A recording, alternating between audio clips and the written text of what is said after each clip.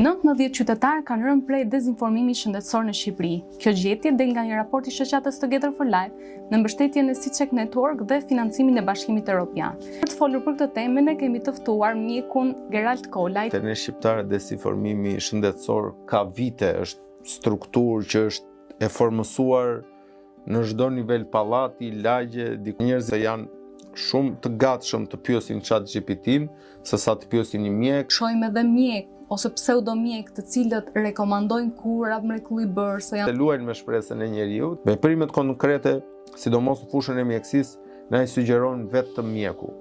As inteligjenca artificiale, as gratë poshtë lagjes, as farmacisti i lagjes. Doktor, si e shihni situatën e dezinformimit shëndetësor në Shqipëri dhe përdorimin e inteligjencës artificiale nga qytetarët?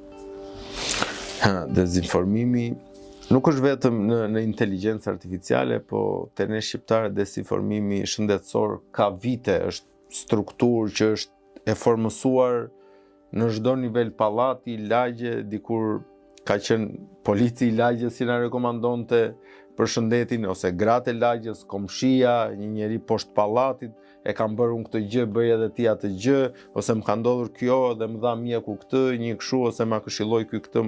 Kështu që dezinformimi te ne shqiptarët që kemi qef të merremi me llafe, ka funksionuar gjithmonë. Inteligjenca artificiale pastaj e ka kaluar në një shkallë superiore këtë gjë, sepse njerëzit nuk dëgjojnë më ose janë shumë të gatshëm të pyesin ChatGPT-n sesa të pyesin një mjek apo të pyesin një mik, një të afërm që mund të jetë mjek. Kështu që normalisht dezinformimi është i gabuar. Duhet kemi shumë kujdes kur kërkojmë informacione, sidomos mjekësore, dhe nga kush i kërkojmë. Ne shohim shpesh, doktor, që jo vetëm nëpër lagje si thatë ju tek komshinjt, por edhe në rrjetet sociale shohim edhe mjek ose pseudomjek të cilët rekomandojnë kura mrekullueshme se janë denoncuar dhe raste në lidhje me këtë. Sa të rrezikshme mendoni se janë këta kura që ata promovojnë për shëndetin e popullatës? Atëherë, kur unë përmenda lagjen, ne kemi pasur lagjet fizike që ishte ajo hapësira poshtë pallatit. Tani lagja është bërë virtuale dhe është bërë Facebooku dhe Instagrami. Kështu që praktikisht Facebooku dhe Instagrami janë bërë si pazari i Roskovecit, takon këdo, shikon këdo, dëgjon çdo njeri, dhe duke qenë se rrjetet sociale i kanë dhënë zë edhe budallajt fshatit thonë, kështu që ne duhet kemi shumë kujdes kë dëgjojmë. Gjithë secili për hatër të demokracisë dhe lirisë fjalës ka të drejtën të thotë çfarë do. Jemi ne ata që dëgjojmë këto informacione, ti marrim të mirëqenia apo jo. Kështu që nuk është gabimi ose nuk duhet të gjykojmë ata që i thonë. Duhet gjykojmë veten ne që i dëgjojmë.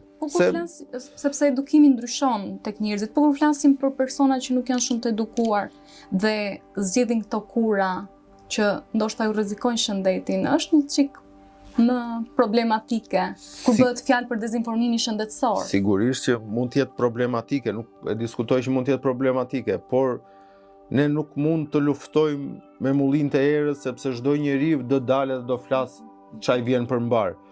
Jemi ne që u japim atyre audiencën.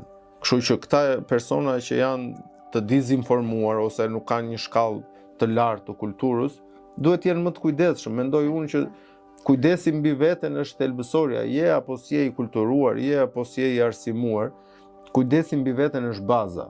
Pastaj, nëse ti ke dëshirë ta dëgjosh atë gjë, të bën sens ajo që thot ai, dëgjoje, nuk të thot njëri gjë fare. Zero. Madje unë kam parë që jo vetëm që i dëgjojnë për vete, po i bëjnë dhe share që ta dëgjojnë të tjerët. Kështu që ka shumë, është një komunitet i gjerë.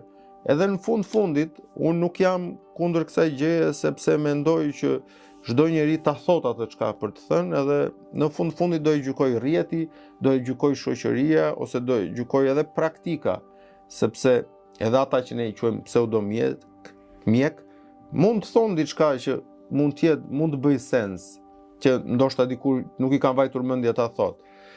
Por sigurisht duhen marr jo pa kritik. Unë mendoj që çdo gjë që ne duhet ta shohim dhe dëgjojmë në rrjetet sociale duhet ta marrim me kritik. Do të thotë, çfarë do të thënë kritik?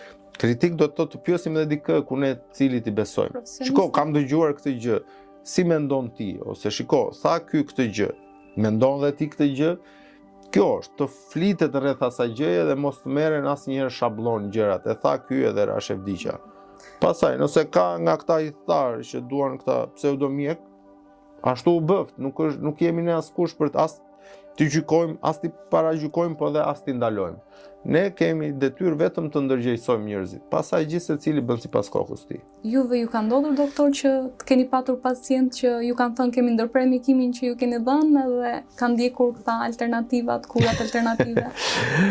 Jo, mua nuk është se më ndodh kjo gjë, sepse pacientët kur vinë te unë vinë me emër specifike dhe si thua unë i kam instruktuar pacientët e mi që kur shkon te mjeku ti duhet të kesh besim te ai mjek. Nëse nuk ke besim te ai mjek, mos shko fare. Gjej dikë që ke besim. Por më ka ndodhur që para se të vinte unë, mund të kenë përdorur këto. Sa shpesh ju ndodh kjo? Më ndodh. Jo shumë shpesh, por më ndodh. Por ajo që më bën çudi, fakti është që kur nuk u funksionojnë këto gjëra, dhe i them unë, po si, se thot vajti plaka bleu 200.000 lek çajra. I them unë, u shërua? Jo, nuk u shërua. Po i thash, po si the ati që ti shiti këto 200.000 lek çajra? Lekët mbrapsh. Tha, po barja, tha, do merresha me atë gjë. Çajra janë, nuk i bëjnë dëm. Edhe kështu që ata me këtë justifikojnë dhe ata që shesin çajra, që çajra janë, në mos të bëj mirë, dëm nuk do të bëj. Thjesht është pak problematik që të humb kohë dhe ti shkon te mjeku në një kohë shumë të acaruar të sëmundjes, edhe të humb vlera monetare, vlera financiare. Dhe unë këshilla që u jap njerëzve është kërkojini lekët mbrapsh kur nuk funksionojnë, ose bëni pakt me ata që ju referojnë shumë gjëra, thonë, nëse nuk funksionon, do më japësh lekët mbrapsh. Edhe jam shumë i sigurt që nëse të gjithë e bëjmë këtë gjë, se ata të gjithë për të fituar kanë dalë. Nëse të gjithë u kërkojmë lekët mbrapsh, ata do largohen vetë nga tregu. Është tregu që do i zhvalidoj. Kështu që janë gjëra të thjeshta që ne i kemi vetë në dorë. Siç kemi në dorë që edhe t'u japim audiencën. Pafund emisione bëhen, pafund kanale i ftojnë, si duket kanë një bum mediatik këto gjëra, se luajnë me shpresën e njeriut edhe luhet edhe me anën psikologjike. Me anën psikologjike, patjetër, ata i rrisin shpresën edhe. Duke qenë se rrisin shpresën, njeriu i pa shpresë është si ai mbyti që kapet mbas fies zbarit. Kështu që ju përmendet pak inteligjencën artificiale. Sa mendoni që është e rrezikshme që qytetarët ta përdorin si burimin e parë tyre të informacionit për kura? Atëherë, nëse ne përdorim si burim informacionit të thjesht, pa ndërmarrë veprime, nuk është as pak e rrezikshme. Por nëse ne pretendojmë që ato burime janë 100% sakta dhe ndërmarrim veprime në bazë të atyre informacioneve, është shumë e rrezikshme. Po për në mënyrë kulturale, për të ditur diçka, për informacion mund ta përdorim. Por jo për diagnozë dhe trajtim. As diagnozë, as trajtim dhe as veprime konkrete që mund të na sugjerojë inteligjenca artificiale. Veprimet konkrete, sidomos në fushën e mjekësisë, na i sugjeron vetëm mjeku. As inteligjenca artificiale, as gratë poshtë lagjes, as farmacisti i lagjes, se nuk do të harrojmë dhe farmacistin e lagjes, që është një komponent midis bimologëve edhe mjekut, është ajo ndërthurja, është një hibrid i ri farmacisti i lagjes që bën këto gjëra, bën ndërthurjen, që quhen veten edhe të shkolluar, pastaj futet edhe në klinikë mjekësore, pastaj merr vesh edhe nga bimët, edhe bën një konglomerat gjëra që nuk e merr vesh asnjëri këtë. Çfarë do të thotë farmacisti me këtë gjë që po bën? Ne e tham që është e rrezikshme për shëndetin që ndjekim këta lloj kurash që nuk janë me rekomandim mjeku. Çfarë ju rekomandoni që duhet bëjnë institucionet shëndetësore në këtë drejtim për të përmirësuar situatën që mund të jetë për ndërmarrje masash ndëshkuese ose ndonjë rekomandim konkret për mjekët? Jo, nuk ekziston masa ndëshkuese, nuk ekziston, ne nuk jemi në diktaturë, ka ikur koha e ndëshkimit, nuk flitet, të paktën me mua unë nuk flas kurrë për ndëshkim, për ndërgjegjësim po. Por në fundit çdo njeri që është i rritur, edhe atë dhuratën më të madhe që na ka dhënë Zoti, që është free will-i, vullneti i lirë për të menduar dhe për të vepruar, duhet ta zbatojmë të gjithë. Kështu që ne vetë duhet të ndërgjegjësohemi, nuk duhet presim nga institucionet na ndërgjegjësojnë ne, apo ta bëjnë siç e bën para një viti që ndaluan TikTokun, edhe praktikisht të gjithë e përdornin TikTokun me VPN. Kështu që ndalesat, madje është vënë re në kulturat sociale botërore që ndalesat i japin më shumë zë asaj gjëje, e bëjnë më të fortë, edhe kur s'është e vërtet, edhe kur s'është e dobishme, nëse ne e frenojmë, është presioni i kundërt që do e rrisi dhe do e shpalos më shumë këtë gjë.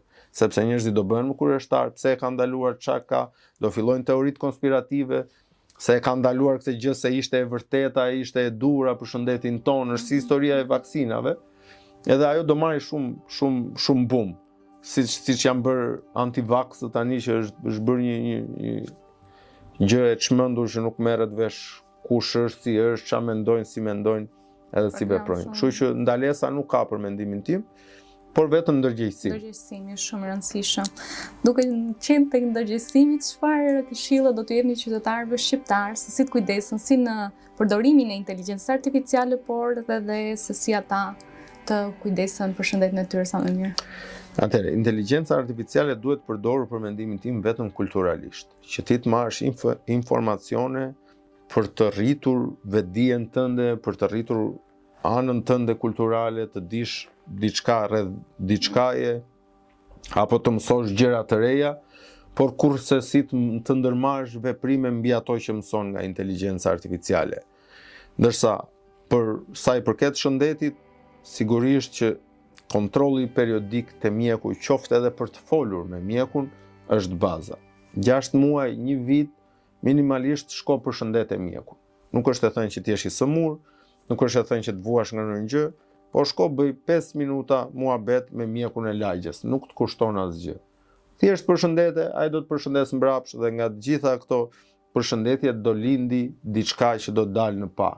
Edhe kurse ke, edhe kurse ti si e ndërgjegjshëm, se ndoshta e ke, po si e ndërgjegjshëm që e ke, kështu që rekomandimi im bazë është mos të harrohet mjeku i familjes.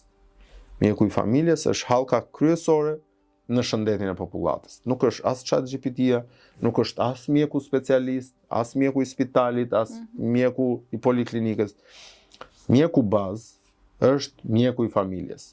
Dhe fatkeqësisht, pjesa më e madhe e popullsisë nuk e din që ka një mjek familje, ose nuk e din ku e kanë atë mjek familje.